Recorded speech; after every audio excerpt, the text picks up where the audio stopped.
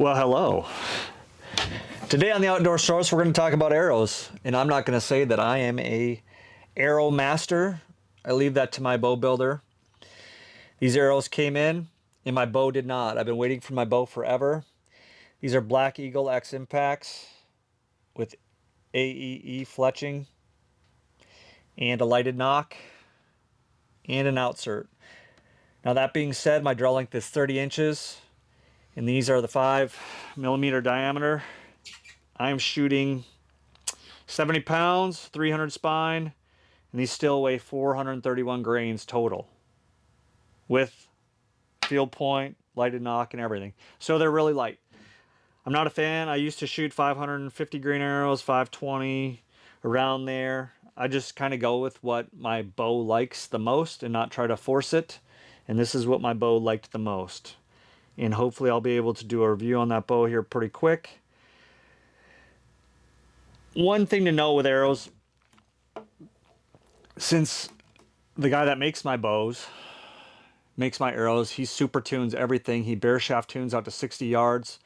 He indexes all the arrows. He finds all the stuff. I think that is the most important part that is overlooked.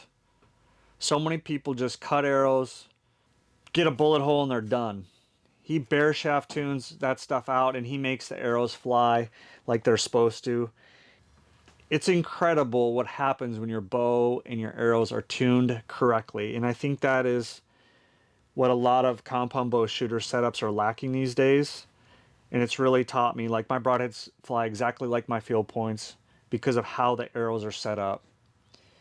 Just cutting them, throwing them in, throwing an insert in there, throwing a nock on and shooting them, there's a lot of adjustment to do with all that stuff. So I don't know enough about it to go in depth. I just know that since my arrows have been tuned correctly to my bow and they're cut correctly for the length that my bow likes, they're not just cut to be cut. Everything works in harmony. And even though my bow takes a long time to get tuned and get back to me, that's why I'm not going to mention who does it, because he does such a good job. And it's not his primary job. He's already pretty overrun.